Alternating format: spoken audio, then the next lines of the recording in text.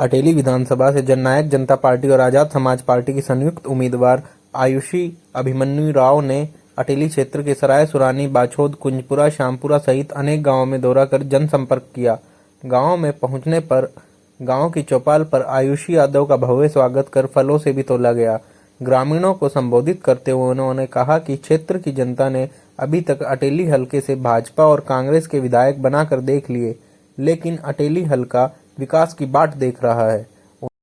उन्होंने कहा कि अगर हलके के लोग उनको अपना साथ देकर विधानसभा भेजते हैं तो हलके में विकास की रफ्तार बढ़ाने का काम करेंगे।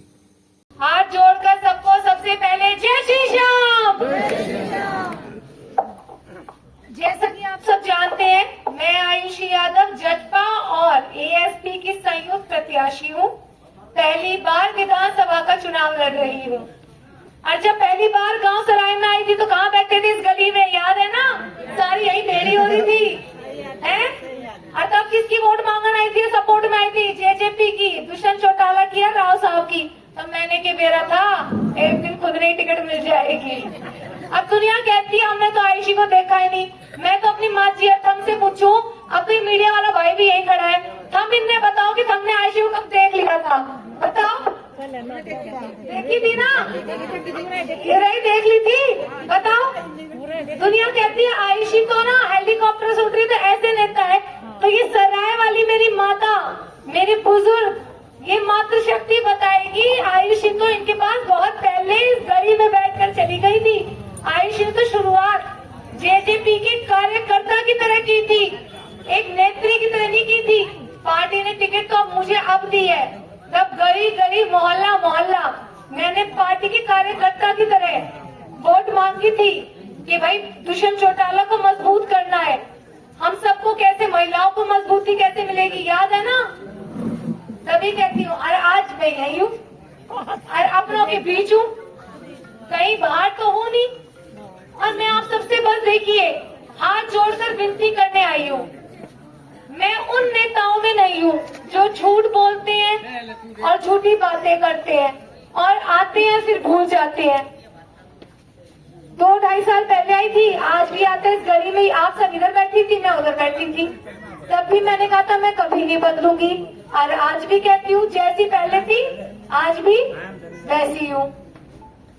सिर्फ मेरा एक ही माँ जी मकसद सिर्फ एक ही है, सेवा सेवा और सिर्फ सेवा। जीवन सिर्फ आपकी सेवा के लिए समर्पित करने आई हूँ। मेरा देखिए खुद का कोई स्वार्थ नहीं है राजनीति में।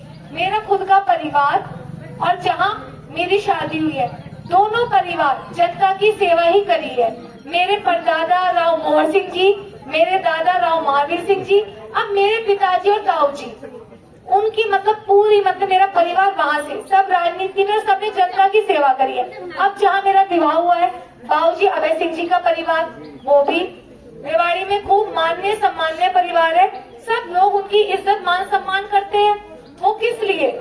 क्योंकि आप आधी रात को उनके पास जा सकते हैं, सीधा घुस सकते हैं और उन्हें अपना दर्द बता सकते हैं। वो आधी रात को भी आपके लिए खड़े रहते हैं। तभी दोनों परिवारों की पूरे हरियाणा में लोग जानते हैं कि भाई ये दोनों अच्छे परिवार है। और माँ जी वो कहते हैं ना, गाय और बहू ठिकाने की और, कहते हैं ना अपनी पुरानी कहावत है, बहू ठिकाने की, बहू गाय न्याणा की। सही बोली लानी चाहिए। तो मेरे साथ तो वही बन गई। तो यही कहती हूँ कि एक मौका दीजिए। जैसे मेरे पूर्वजों ने हरियाणा के हमारे सभी परिवार वासियों के लिए काम किया है, वैसा ही काम करूंगी। आज अटेली सबसे पिछड़ा क्यों है? क्योंकि यहाँ किसी ने काम नहीं किया। आज बड़े बड़े नेता और उनके पोता पोती और पोता पोती आते हैं। हम तो अपने परिवार के, मैं अपने मायके के परिवार की बताऊं तो 4th-5वीं पीढ़ी आ गई राजनीति में। और वो आते हैं, कहते हैं हमारे दादाजी मुख्यमंत्री यहीं से बने अटेली से, हमारे पिताजी पहली बार विधायक अटेली ने बनाए। तो हम उनसे ये पूछना चाहते हैं, अगर आपके दादाजी मुख्यमंत्री बने, आपके पिताजी पहली बार विधायक बने, तो आप लोग क्यों छोड़ के गए? भाई गुड़गांव लोकसभा के लिए महेंद्र का दीवानी से लड़ते रहते, गलत बोल रही हूँ कि सही बोल रही हूँ? हाँ, सही बात। भाई सही बात। अपने हल्के में रहना चाहिए, चाहे परिसमन कुछ हो। कल को परिसीमन हो जाए तो आयुषी की रेवाड़ी चली जाएगी, अटेली रहता बोलो, अटेली रहेगी ना आयुषी तो। हाँ, रेवाड़ी थोड़ी जाएगी। हाँ, आयुषी थाई दिल में जगह पाल लिया, अब आयुषी कितना जाएगी? तो यही उन्होंने जनता की सेवा क्यों नहीं गिनवाते? ये गिनवाते बनाए। अरे जनता ने जब बनाया था तो काम खातिर ही तो बनाया था। 2-4 काम तो दिखाओ। ऐसा बड़ा के काम करा दिया कि लघु उद्योग की फाइल लगाई थी वो खड़ा करवा दिया हो। कितना भाई रोजगार लगाया? हाँ, कितना लगा भाई रोजगार? बेरोजगारी उनने क्या खाया? 10 साल तो पिताजी ने हुड्डा सरकार में मलाई खाई। अब 10 साल से ऊपर तो क्या हो गया? बीजेपी में मलाई खा रहे हैं। पहले तो हुड्डा ने गाली दिया देता उनका बापू कि मैं तो हुड्डा से नहीं बनती। अब कहते हैं मेरी खट्टर से नहीं बनती। कहते हैं ना, इनके तो कभी किसी से नहीं बनती। इनने तो क्या है, अगली बार बता रही हूँ, अगले 5 साल में मेरा बापू बेटे किस पार्टी में होंगे? ये तो सत्तारोगी है। इन्हें तो सत्ता की लालच पड़ी। वो कहते हैं ना, जहाँ इन्हें दिखेगी ना सत्ता, ये तो उछाल देंगे। अब क्या कहते हैं, ये लड़ाई दक्षिण हरियाणा की नहीं, मेरी तो मुख्यमंत्री बनने की है।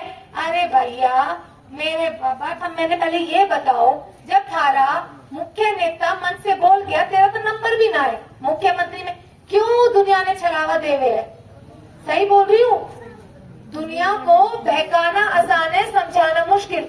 आपका शीर्ष नेतृत्व जो आपका सेंटर से आके बोल गए, आपका नाम भी मन से नहीं लिए मुख्यमंत्री में, तो आप क्यों दुनिया को बहका रहे हो? आज सब सुनते हैं, सब पढ़ते हैं, सबको पता नाम भी नहीं है आपका, क्यों झूठी बात करते हो? इससे क्या होता है? कल को आप कोई काम भी नहीं करा सकते किसी का। शीर्ष नेतृत्व तो वैसे चिड़ा बैठा है, मानते हो कि नहीं? हाँ, इसे तो आपू लगी हुई है, मैं ही सब बन जाऊं, मेरी बेटी बन जाए और किसी का कुछ होना नहीं। बाहर और तो दिखते ही नहीं, बेरोजगार भाई जितने हो गए, ये ना दिखे आपू मैं, मेरी औलाद। मानो कि ना मानो? बाबू जी एक बात आओ, अपना क्या किया? मारा बालक थारा बालक तो दिखे कौन ना? आपू आपकी बेटी दिखा हाँ, मारे। अबे बताओ, मारा ताऊ बीजेपी में, बापू कांग्रेस में, मैं किसका पट्टाधारी हूँ? जननायक जनता पार्टी। भाई विचारधाराओं की बात है ना। आपको मैं ताऊ देवीलाल जी की विचारधाराओं से भी जुड़ी हुई हूँ। मुझे लगता है ताऊ देवीलाल जी हमेशा ही कमेरे और किसानों का सुनते थे। वो ही थे जिन्होंने पेंशन कितने की? 100 रुपए से शुरुआत की। आज 3000 पेंशन किसने कराई? मारे भाई दुष्यंत ने कराई। दुष्यंत भैया का तो शुरू में भी एजेंडा था कि पेंशन कितनी हो जाए? 5000 रुपए।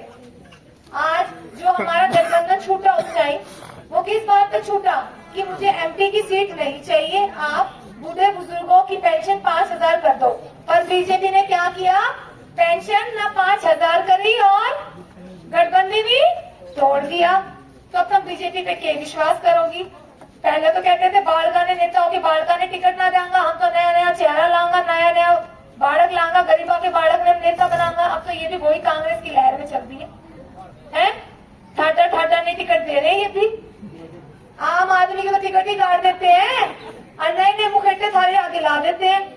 इनने तो हुआ चेहरा बदल पार्टी होती है ना, नई मुखट्टा बदल पार्टी, वो बन गई बीजेपी। तो अब रही बात कांग्रेस की, जो 10 साल आपने सत्ता पक्ष कांग्रेस का विधायक बनाया, आप बताओ कुछ पाया?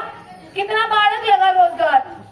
10 लाख चपरासी का भी 10 लाख है। चपरासी लाख 10 लाख दे, जब लाग गए तो 10 लाख दे। बाबा कह रहे 10 लाख दो तब चपरासी, मतलब खर्ची और पंची। हाँ। ये काम। अरे एक बात बताओ, जो लगे भी ऊंची पोस्टों पे, वो आपको पता ही है किन के बालक लगते हैं कांग्रेस में। तो अपने मुंह से तो क्या बोलूं, आज जनता जनार्दन है, सब कुछ जानती है। ये जनता है, सब जानती है। आज जो भी आपके मेरे साथ विधायकी के चुनाव लड़ रहे हैं, आप उन सब प्रत्याशियों के बारे में जानते हैं। मैं युवा हूँ, 36 साल की हूँ और वादा करती हूँ 36 बिरादरियों को साथ लेके चलूंगी। जैसे मेरे पूर्वजों ने आज तक सबका मान सम्मान रखा है और लोगों ने उनकी इज्जत रखी है, वैसे ही मैं हमेशा आपका मान सम्मान आगम आग रखूं। रखूंगी और कभी भी आपके मान सम्मान पे ठेस नहीं आने दूंगी। कभी भी मुंह देख टिक्का नहीं करूंगी। एक होता है ना, जब हम अपने विधायक पे जाते हैं तो क्या करते हैं, फलाने लाइयो, ढिमकाने लाइयो, बिचौलिया खड़ा कर देते बड़े बड़े, वो आएगा तभी काम होगा। ऐसा कोई सिस्टम नहीं रखूंगी। आप महिलाएं सीधा आपकी मुझसे मिल सकेंगी क्योंकि मैं एक महिला हूँ। आप सोचो इस बेटी को कुछ नहीं पता, मुझे पता है 2-4 दिन में बाजे की लावणी आने वाली है। और अभी बहन जी सुविधा क्या कह रही थी, ताऊ ने बाबा हन्ने रोटी बनना दियो, ये माची हर तो थोड़े दिन में बाजरे का चूरमा बना बना खिलाएगी। सच बोल रही हूँ, और उसमें तो घी भी ज्यादा डलता है। और माजी यूँ सोचो, आयुष ने कपास भी मेरा की छुट्टा जावे, और क्या कहते हैं दिवाली तक निकल देगा कपास, आयुष ने सब पेरा है। हाँ, कैरिया कटती है, क्या करता है, आयुषी ने मेरा सब काटा है, क्योंकि आयुषी 10 साल गांव में रही है। आयुषी का पढ़ी पैदा गुड़गांव में, पर ब्याह गांव में हुआ। तो मैं तो भाई बहुत खुश नसीब हूँ कि मेरे माता पिता ने मेरी शादी गांव में करी, और मैंने अपने जीवन का 10 साल गांव में रह के बिताए हैं। मुझे गांव की सारी परिस्थितियां पता है, गांव में कैसे रहा जाता है, पानी खत्म होता है तो लाया कैसे जाता है। हाँ, पूछ लो, ये बुआ बैठी क्या आयुषी कित रही थी, कहीं की गांव में रही थी, गांव के घर में रही थी, चौकी तक घूमे करती और घूमट करके जाया करती। हाँ, इनसे पूछ लेना सारा। तो मैं यही कह रही हूँ कि जो बच्चा, मैं सबसे ज्यादा पढ़ी लिखी, सबसे छोटी उम्र की प्रत्याशी हूँ, एक मौका देके देखना, काम में कभी कमी नहीं रहेगी, मान सम्मान में कभी कमी नहीं रहेगी। और हमने जो कहे ना, बड़े बड़े नेता आते हैं और कई तो गदरेदार भी आते हैं, थारे आगे रोने लग जाएंगे। मैंने अभी वीडियो देखी 2-4 दिन से, बहन जी ने दिखाई दी, एक भेजी सुबह, ऐसे ऐसे नेता है, अरे कर्म ही थारे ऐसे थे, रोन खाता स्टेज पे, अब रो रही है, मेरा भाई, मेरा भतीजा लोग, अरे मेरी बुआ तू ये बता, जब तू मंत्री थी, इतनी तेरी चौधर जा रही, तब तूने तो लगाया क्यों नहीं, तू आज रोटी डोल रही है। ये जनता छलावे में नहीं आने वाली, आपकी बारी है चाबी में बटन दबाने वाली है। और अपनी बेटी आयुषी यादव, तो बस इस बार मन बना लो, एक बार लहर के साथ नहीं, इस बेटी का साथ दे दो, दिल से मेहनत करूंगी और थम भी कहोगा। एक थी आयुषी, और अगली बार फिर लाऊंगा आयुषी ने, और वादा करती हूँ, और तब कहो ना आयुषी तू बाहर के कित मिलेगी, हम दिल में जगह दो। घर तो मैं कल ही बना लूंगी, तो ईट पत्थर का है, ईट पत्थर के घर में नहीं, हम अपने दिल में जगह दो, घर तो मैं कल ही ले लूंगी। एक मौका, थारी बेटी, हाथ जोड़ दूँ, जय श्री श्याम।